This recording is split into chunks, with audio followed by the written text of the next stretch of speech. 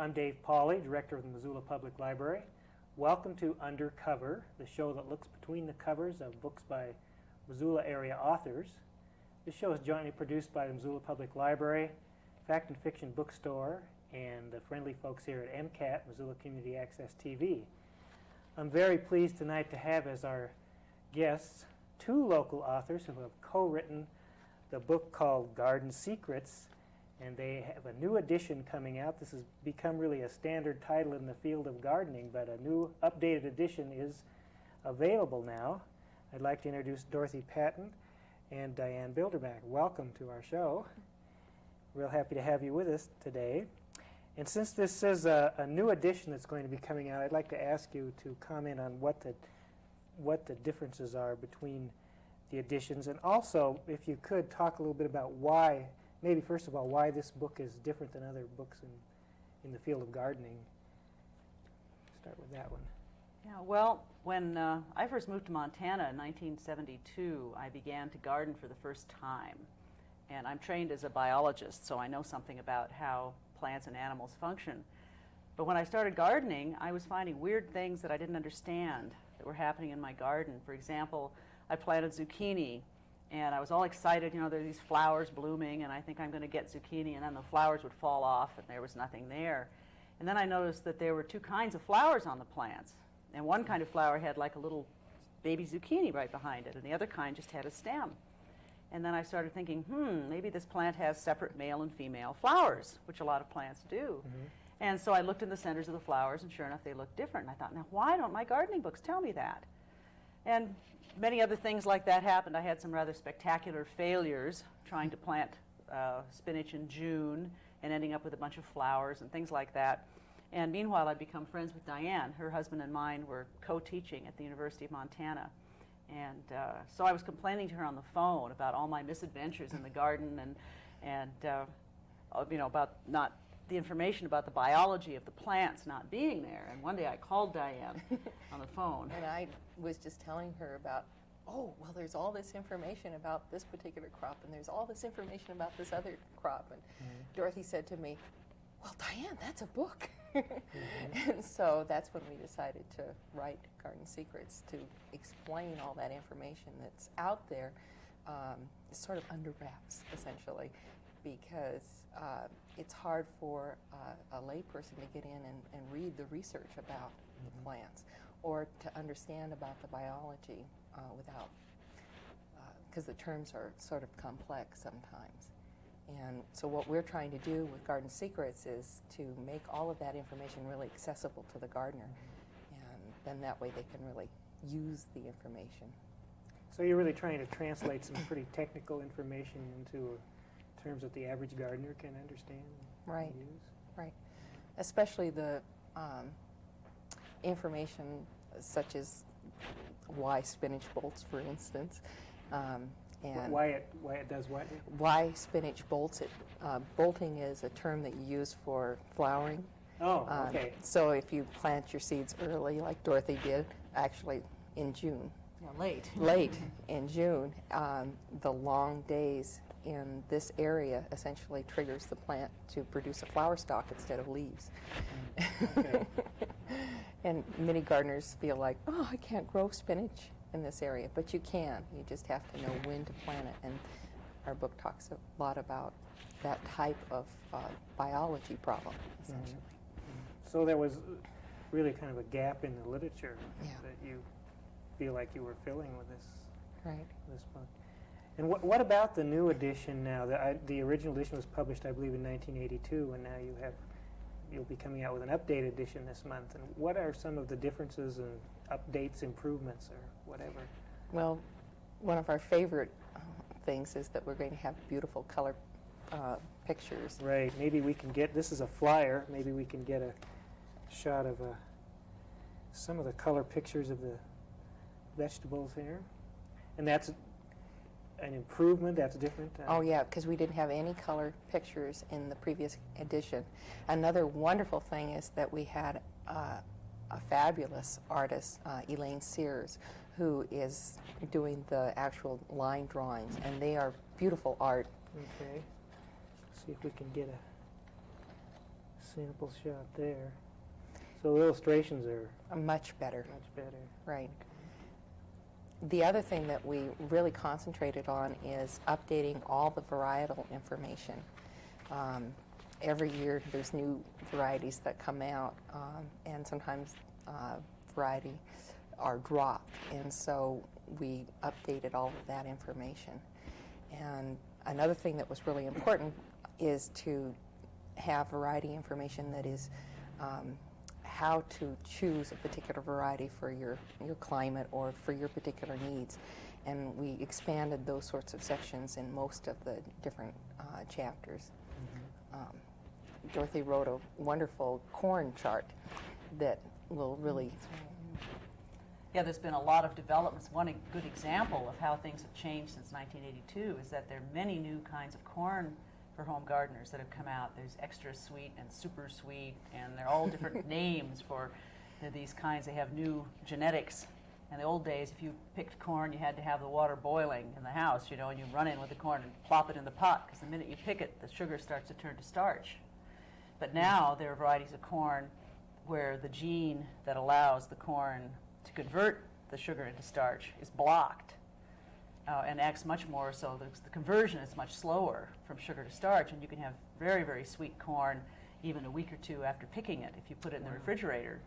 But some of these varieties, there's some little tricks that you have to use in order to raise them properly, because the seeds are very weak since they have sugar in them instead of starch, and so you have to kind of baby them along. Once they're on their way, they're fine. But the information, only a couple of catalogs really tell you how to grow these plants differently from regular corn. So especially in a place like Montana, where it tends to be very cold at the beginning of the season, the soil is cold and wet, you need to use tricks to get things like that super sweet corn growing. And so we have a chart in the book describing all the different types of corn and how you would plant it in your garden. So there's more than just going to your seed catalog and looking through, saying, this yes. looks interesting. So. That's a perilous way to garden. Because the seed catalogs, most of them try to make everything sound like what you ought to grow. Instead of telling you the strengths and weaknesses of the different varieties, they go overboard in making them all sound perfect. And they're not all perfect for given climate. For example, some kinds of beans do better where nights are cold. Like here in Montana, we have nice hot days in the summer, and they're long days, but the nights can be very cold. So there's certain varieties of plants that do better where nights are cold. And you need to know what those are, or you can have problems trying to grow things. Yeah, I would guess. Well, I am obviously a novice at the gardening, but I did find the book very easy to read and very understandable, even for me. And one of the things you did talk about a little bit, and maybe I'd like to ask you some more about, is how there can be differences in climate and soils, even within a very small area, say as the Missoula Valley area, that one person's garden spot might be quite different in the soil, and even the temperature variations in this area from somebody else's not very far away. Why is that, first of all? I mean, is there... Microclimates are one of those things that you find out after you've bought your house. And you go, oh, but my neighbor gets a couple more weeks, and it's upsetting. One of the reasons why a microclimate is different from, let's say, your house to my house is where the slope of the land, how the wind comes at night. If you're down on the flat of the valley, all the cold air essentially funnels down into the bottom, and that's the reason why oftentimes, for instance, the Orchard Homes area oftentimes gets the frost, where the people who are actually up a little higher don't, and that's because all the air has been funneled down. And if you're next to a mountain, you have a slight different microclimate than if you're out in the open flat.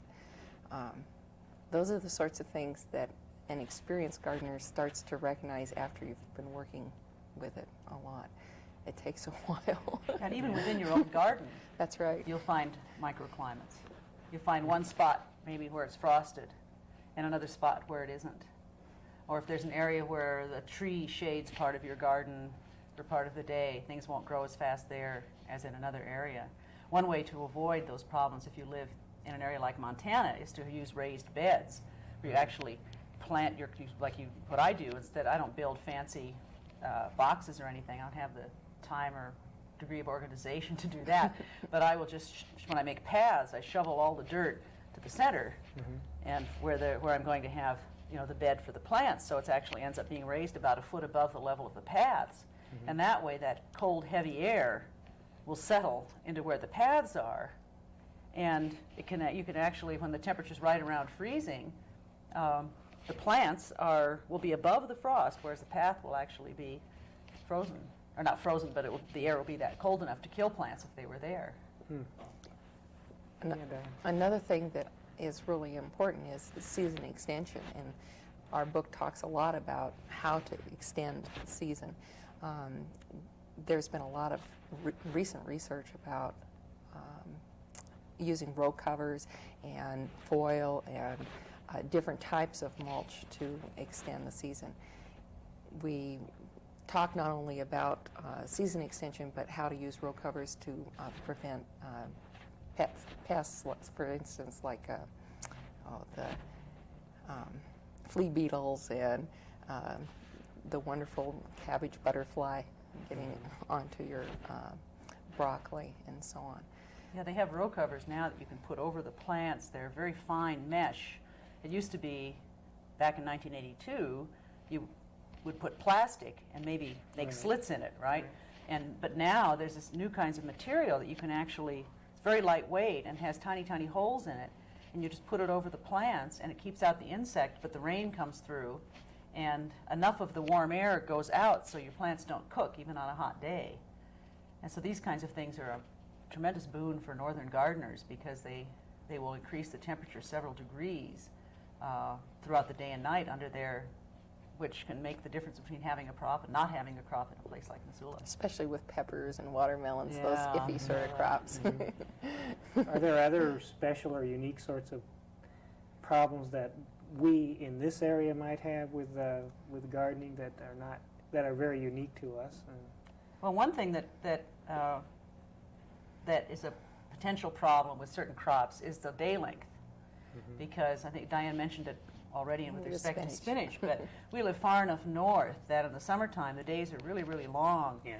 And if you were to just go into a catalog and see the variety, say, of onions, and a lot of catalogs, they will just sell these different varieties of onions. You say, oh, red Creole, geez, I really like New Orleans food, it must be a spicy red onion, I'll plant that. Well, you plant red Creole onions in Missoula, Montana, and the little plants will produce 2 or 3 leaves, and then they'll form a bulb about this size because they're short day onion, and the days get to a certain length, and the onion thinks, oh, it's time to form a bulb. And so they'll do it, even if they have very few leaves. And since they have few leaves, there's very little energy there to form a bulb. Someone in the New Orleans area might try planting a Walla Walla sweet onion, and they would never get a bulb. They just get this plant with lots and lots of lush green leaves, because their days would never be long enough to trigger the onions to bulb.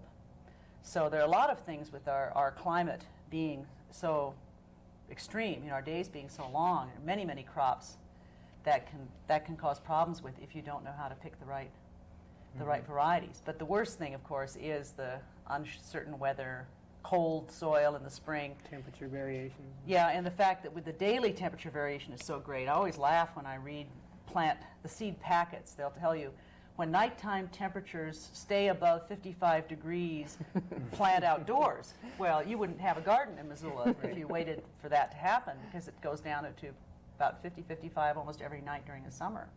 So using these methods Diane is talking about really, really helps here to give the plants that warmth at night. And yet some of those methods can be pretty tricky as far as when do you put the row cover on and when do you take it off. For example, with squash, you can put it on in the first growing period, but as soon as the blossoms start to form, then you better take the row cover off, or you're not going to get anything, because there's not going to be any fertilization of the blossom. So that's the types of tricks that are in the book that will make it easy for someone to do a good job of season extension. Mm-hmm. And what about, this is obviously well researched, and I'd like to know a little bit about the two of you, if you don't mind, about your backgrounds and maybe how you go about doing this research. You know. Well, the initial research was done before the age of computers, and for the first book, I had to go through bioabstracts and pull out all the information. With this recent edition, I was able to use the computer searches there at the library, at the university library, and then to pull out all the interesting research papers, and then through interlibrary loan as well as through the university, be able to get the papers. And they were just wonderful there at the university library. Great. I really appreciated all their help.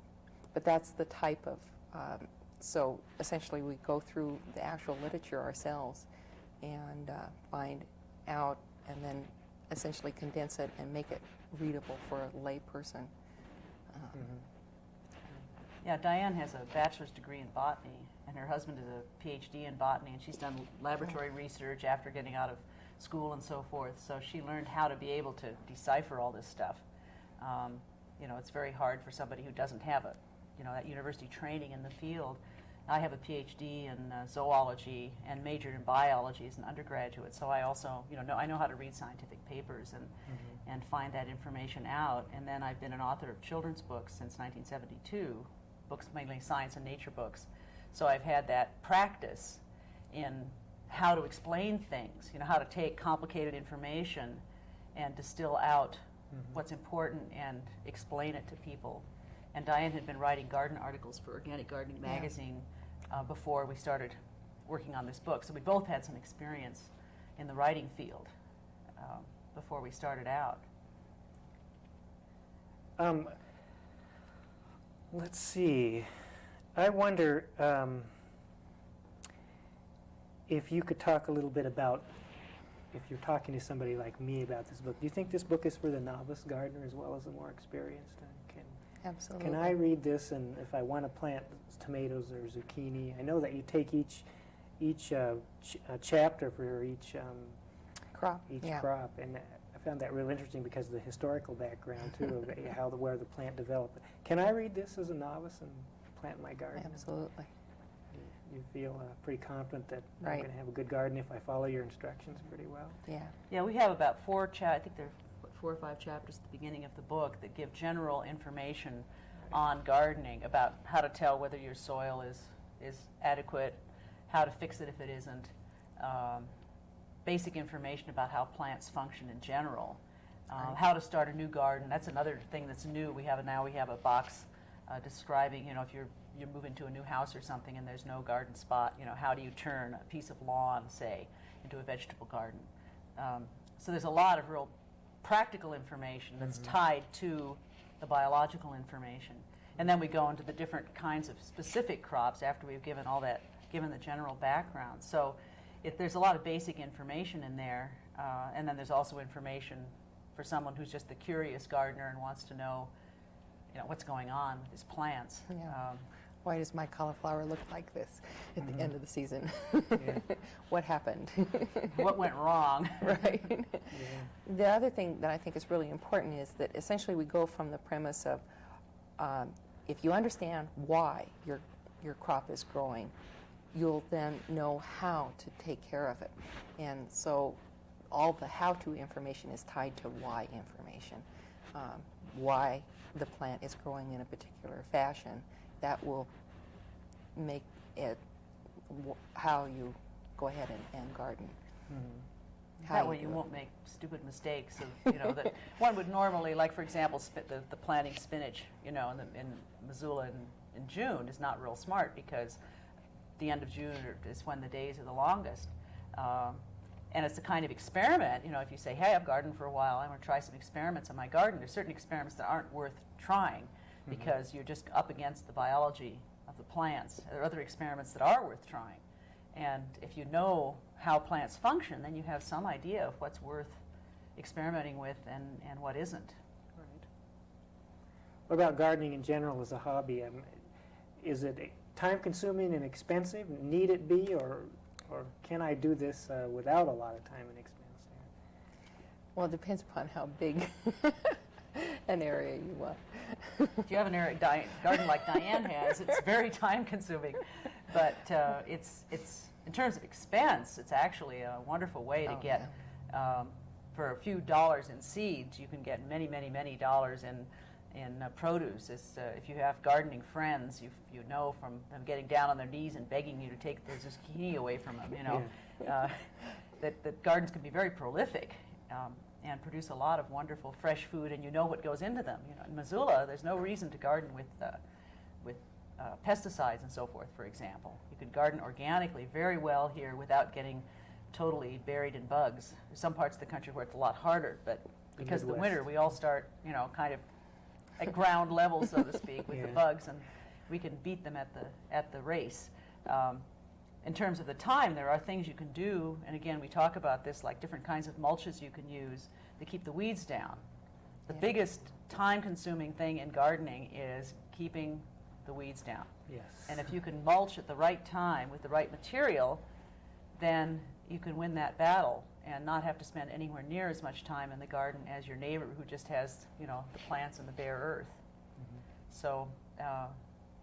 And you do address that question. I remember about how to mulch properly and what to use. Right. Right. Right. And in a short season like this, it's critical the type of mulch you use, because you could end up using a cooling mulch, for instance, on a heat-loving plant, and then end up with no, for instance, tomatoes or melons or whatever that you're looking at. Well, I need to ask you before our time runs out about promotional efforts that you do. Now that you have a new edition coming out, what's going to be going on as far as promoting the book, in addition to our show, of course? We're going to have a book signing at Fact and Fiction March 20th from 5 to 7. It's an equinox signing. We Right. figured for gardening books, That's it was right. very appropriate to acknowledge nature's cycles by having it on the equinox, because once that happens, then we start winning the day-length race. Right. Well, we'll make note of that. Do you do any other sorts of promotion outside of locally, or I mean, does your editor take care of that for you, or how does that work? Well, it's kind of interesting. People back east don't understand distances out west. Diane got a phone call from her editor and wanted Diane to just pop up to Saskatoon Oh. to do a little interview. And Diane pointed out that it wasn't just a short little drive up to Saskatoon. A major project to get up there, so they said, and sort of withdrew that. But I think usually when you have a book, unless it's a real big selling fiction type book, publishers don't, send you on media tours and things like that. However, we have done quite a few radio interviews with not only Garden Secrets, but Backyard Fruits and Berries, and sometimes with magazine articles that I have written for garden. So, radio talk shows is often a way in which they promote things. Well, we're looking forward to the publication of the new edition of Book of Garden Secrets. Sounds really like a worthwhile gardening book. And I'd like to thank Dorothy Patton and Diane Bilderbac for being our guests on Undercover today. Thank you. Thank you very much. Again, remember that autographing party at Fact and Fiction on March 20th? Yes. Okay. This show is produced, as I said, by the Missoula Public Library Fact and Fiction Bookstore and the folks here at MCAT. I'd like to take just a minute to let people know about activities at the Missoula Public Library that are currently going on. We have regular story hours for preschoolers. We think those are very important for preschoolers' development, listening skills, and learning to love books, and those happen mornings, afternoon, and evenings. Just need to call us at 721-2665, and we can give you information about the upcoming story hours. We also have a special new program that I want to put in a plug for, although I might get in trouble from the children's librarian for this, but since we had a very fine turnout at the last one. But once a month on Wednesday evenings, we're doing a program called Book Babies, where we invite parents with toddlers, birth up to 24 months, to come for some special programs. And there seems to be a need for it, and we are having great success with that. And it's never too early to start reading to your children. That's our theory, and we like to think that we're an important part of that whole process at the public library. So we welcome you, those of you who have very young children, to be involved either in our story time or even in our Book Babies program. The library is open on Mondays, by the way. I'd like to reemphasize that fact, since that's a new addition to our hours. We're now open 6 days a week, four evenings, Monday through Thursday until 9 o'clock, and Friday and Saturday we're open from 10 until 6 in the evening. New computer system has made that extra day possible, and we're very busy and happy to be so. We hope we'll see you all at the library very soon. Again, I'd like to thank our guests, Our pleasure. Diane Thank you. Bildedrbac and Dorothy Patton, and really well-researched and easy-to-read Book of Garden Secrets. Can't recommend it highly enough for gardeners and for people like me who have some interest in perhaps becoming gardeners. Thanks again for being on our show. Thank you.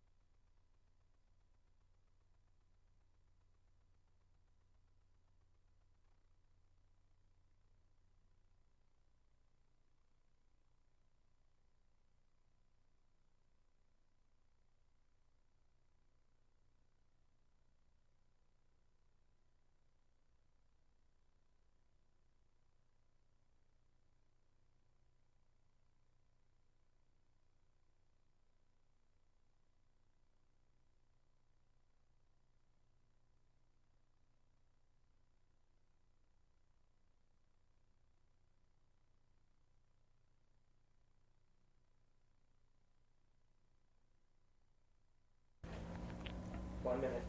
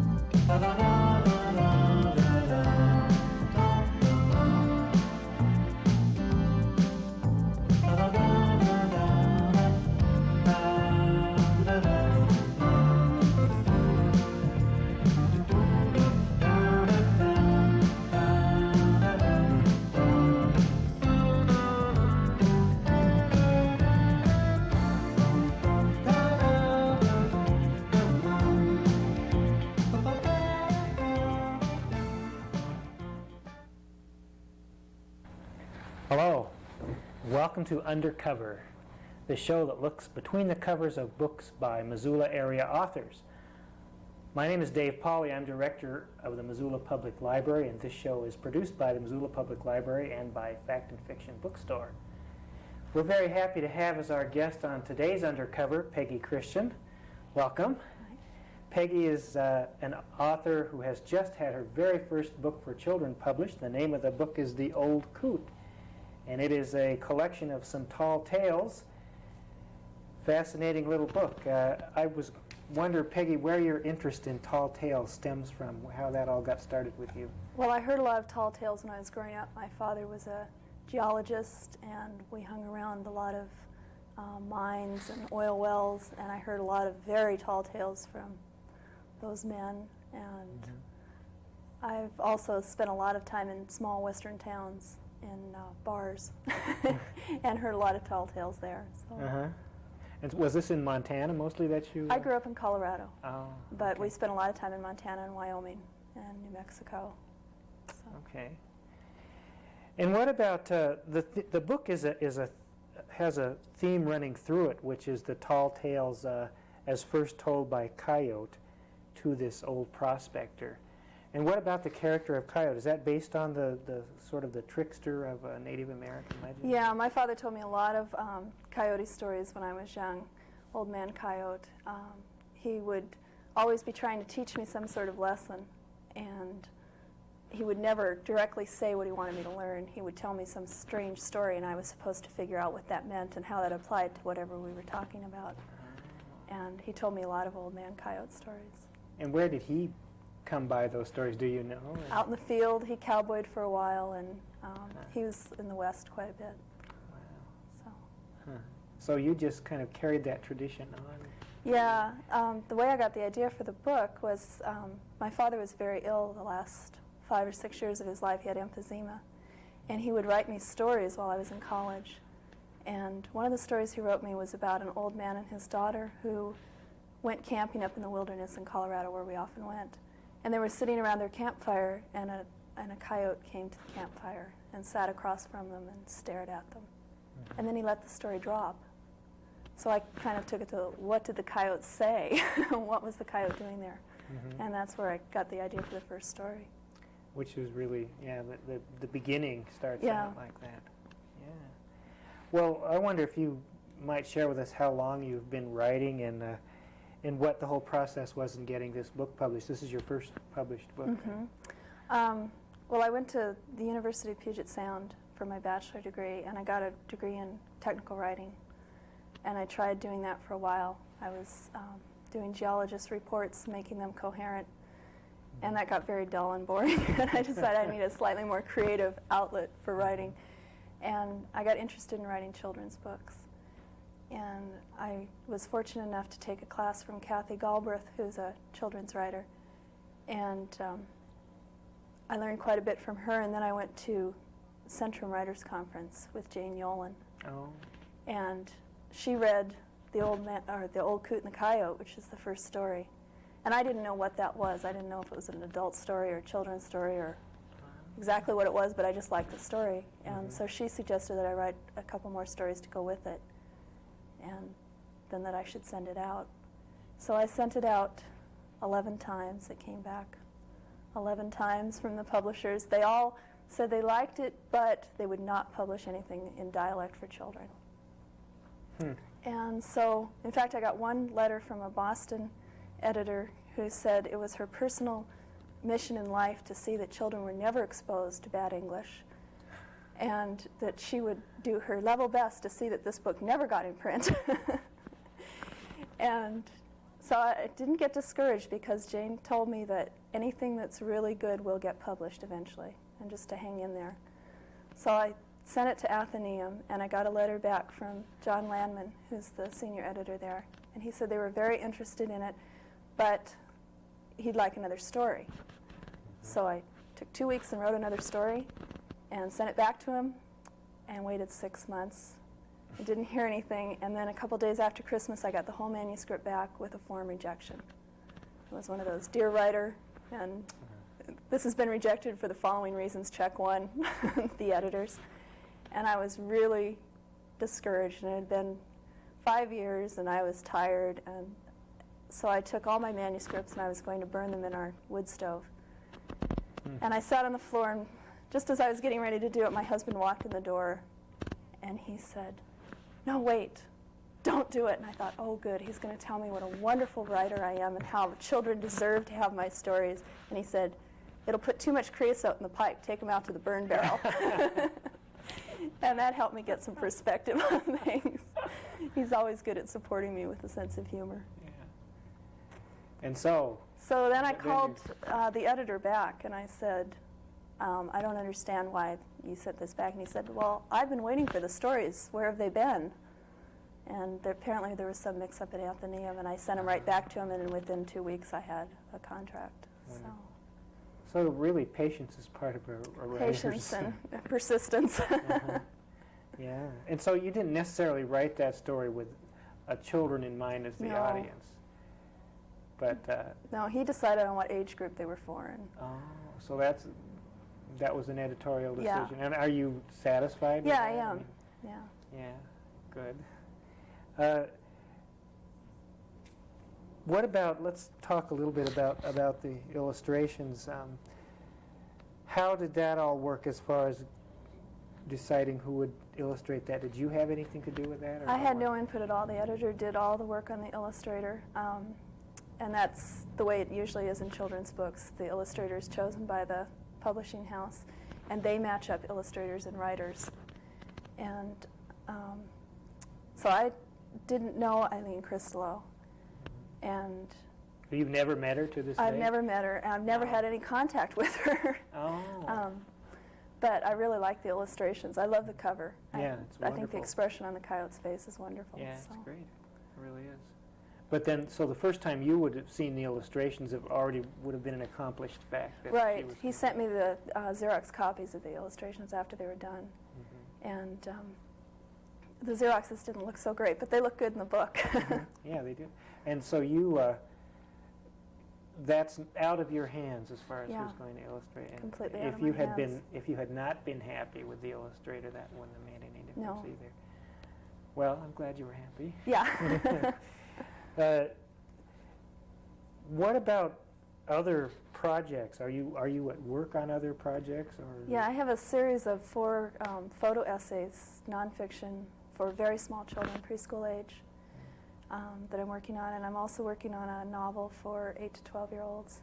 It's called Backcountry Christmas, and it's about a girl from the city who goes up to visit her aunt, who's a wolf researcher in northwestern Montana.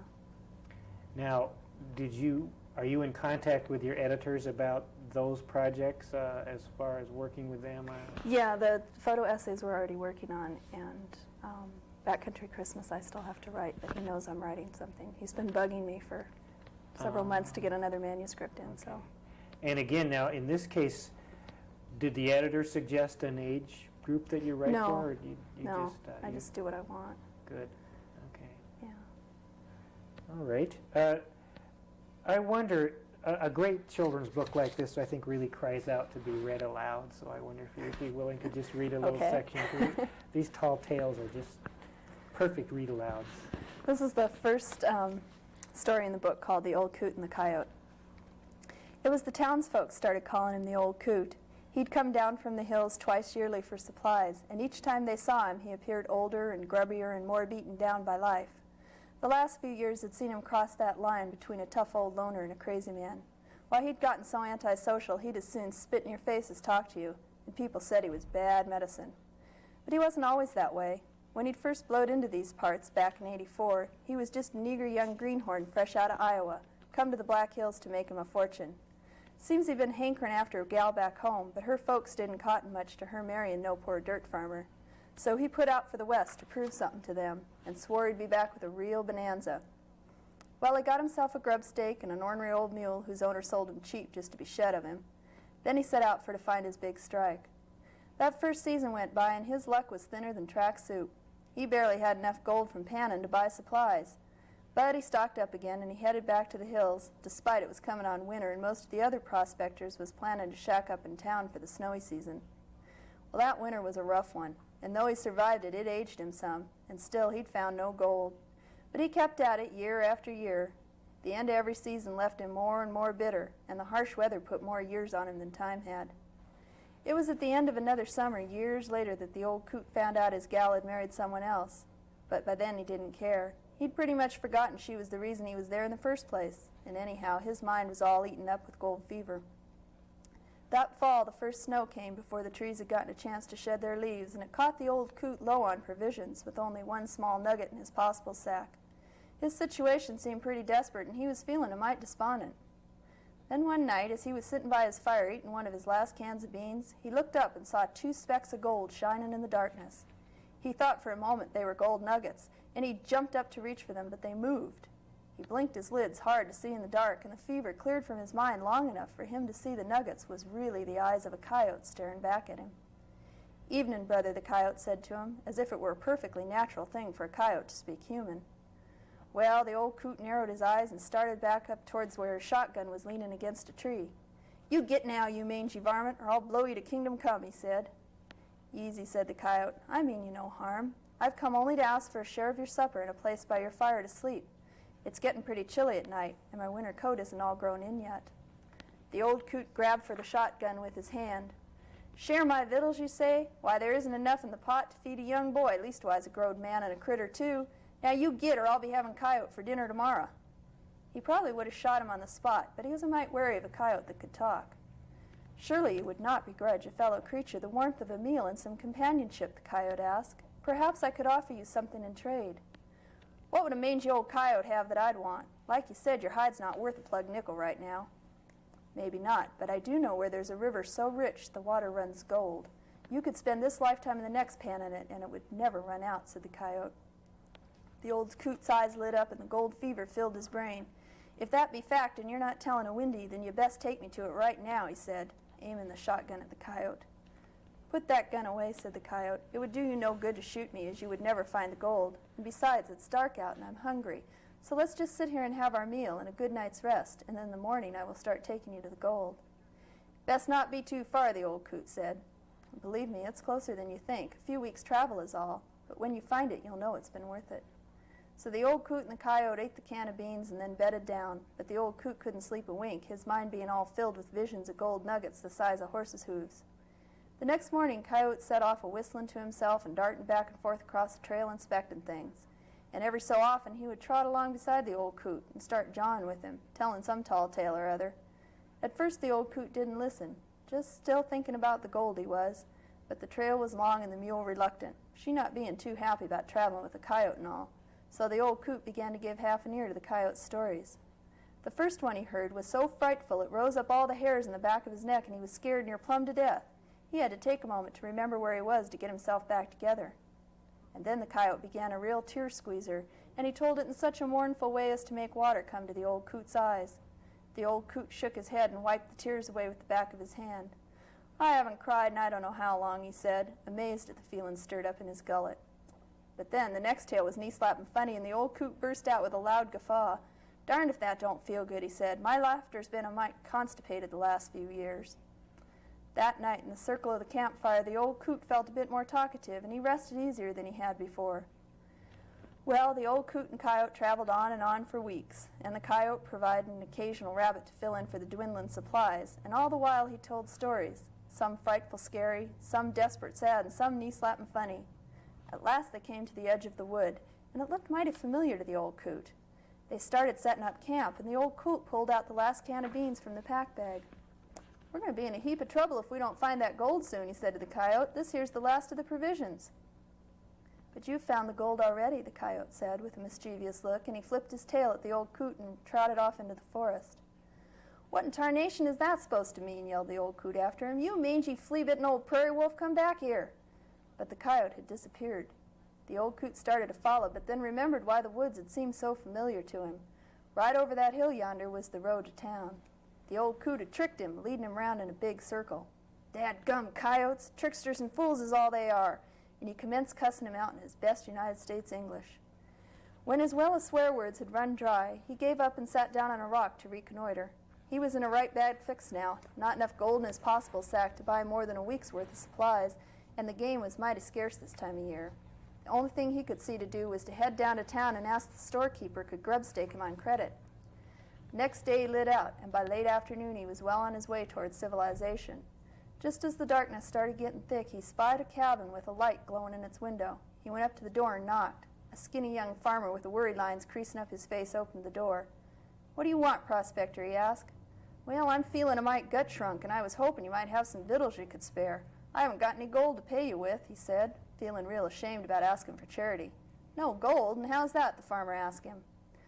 "Well, you all just heard the story I recited to him, so I'll finish up by telling you that when my tale was through and the farmer had quit his laughing, he opened the door wide up, saying, 'We haven't had anything around here for a long time to take the drudge out of the days. That story was just the thing, worth more, I reckon, than a handful of gold. You know any more?' And sure enough, I ended up staying there for a week, telling them folks all the stories Old Man Coyote had told me, some of them frightful scary, some desperate sad, and some knee-slapping funny.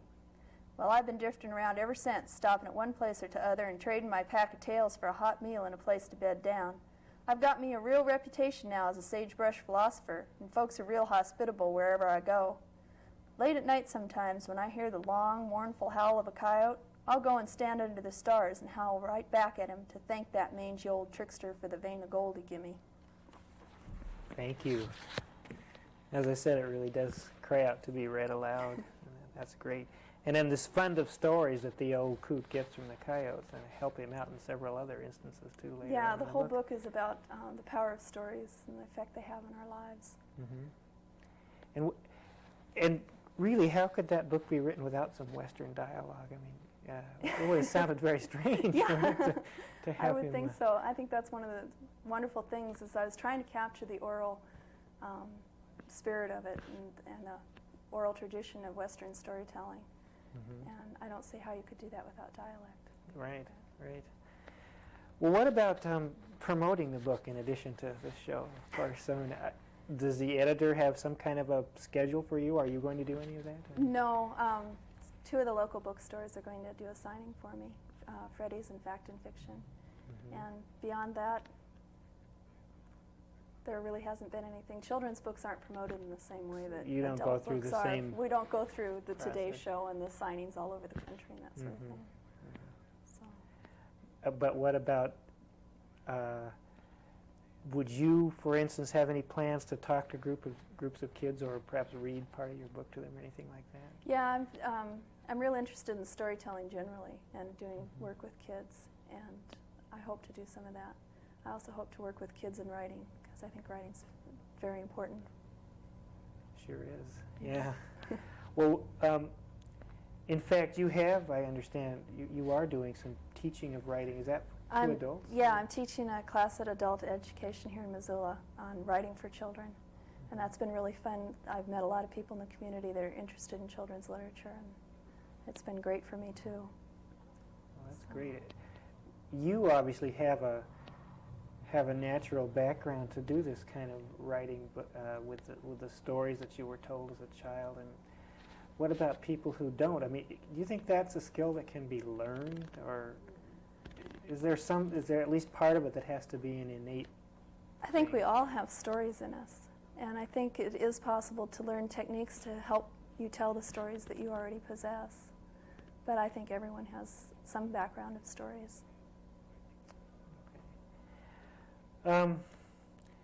Well, I did ask you about future projects. How do you see yourself in the future? Do you think you might be writing for other age groups of children or adults or anything like that? I like to write for the whole spectrum of children, from small children's picture books on through young adult literature.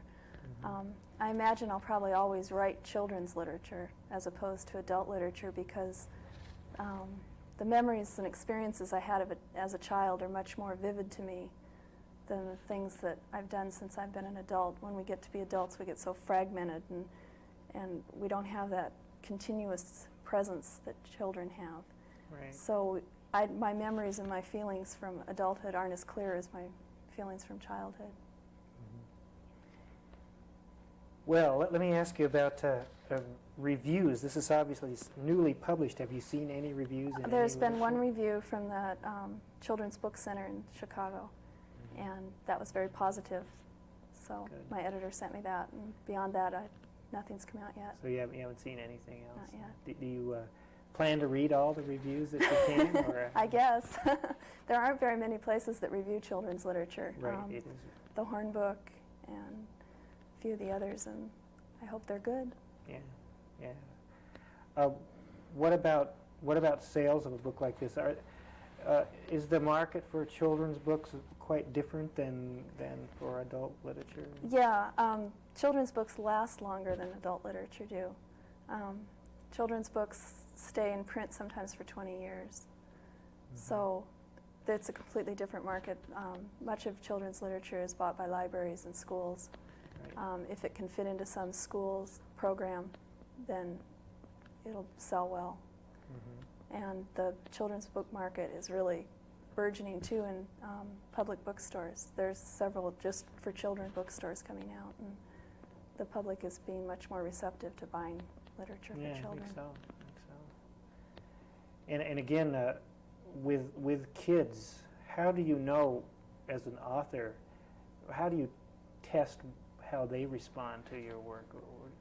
I don't really write for children. I write for the child that I was, and Okay. I can tell if I've hit a chord with something that I remember from my childhood or not. And then, of course, when you do actually go out and read to children, and you can tell if they're getting what you want out of it. Okay, great. Well, I really appreciate your taking the time to come on our show today. And the name of the book is The Old Coot. The author is Peggy Christian. Your first book, and congratulations. Thank you. It's wonderful. It'll be showing up in local bookstores real soon, and no doubt in local libraries, and I can tell you that for sure. We're real pleased to have you. You're our first author who has had a children's book, and we're real happy to have you here. Thanks a lot. Thank you. I'd like to just take a few moments to talk about some important things going on at the Missoula Public Library, especially regarding children, since we have been focusing on kids today with our author. May is going to be designated Daycare Month at the Missoula Public Library. And we are asking people who have daycare centers to call us for an appointment to come down for a tour and a special story program. We really think it's very important for all children to be read to and have books shared with them at all times. And since there are so many children in daycare now, we feel that's very important that those kids be reached, that daycare centers know and value the importance of reading to their kids and have lots of books around. So you need to call us at 721-2665 and ask for Karen or Betty, and they will set you up with a time to come in and have a special tour. And we'll also give a poster to each participating daycare center, a laminated poster that promotes reading. So we just want everyone to know about that and how we're going to work with local daycare centers and try to promote reading for the parents and the people who work in the daycare centers. Also, just like to mention that there's quite a bit of research that indicates that children who read over the summer maintain their academic skills much better than children who don't. And so libraries all over the country, including our library, have a summer reading program. We'll be sharing more details about that later on. But we do have a summer reading program for kids, and the whole point of that is just to encourage children to read and to enjoy books. And we invite kids to come down and use the library all summer long, whether they want to be involved in the program formally or not. But we do encourage them to sign up, and we have prizes and promotions and programs going on all summer for children. And finally, I want to remind everyone once again that we are open 6 days a week now. We started that in February. We're open Monday through Saturday, Monday through Thursday, 10 in the morning till 9 in the evening. So we're open 4 evenings a week for people who can't get in during the daytime. And then Friday and Saturday, 10 until 6. And we're very happy to be able to offer those expanded hours to the whole public. Once again, I want to thank you, Peggy, for being our guest, and I wish you a lot of success with your book. It's a wonderful book, and as I said, it really cries out to be read aloud to kids, and I'm sure we're going to be using it for a read aloud at some point in our library. So thanks a lot for being our guest today. Thank you.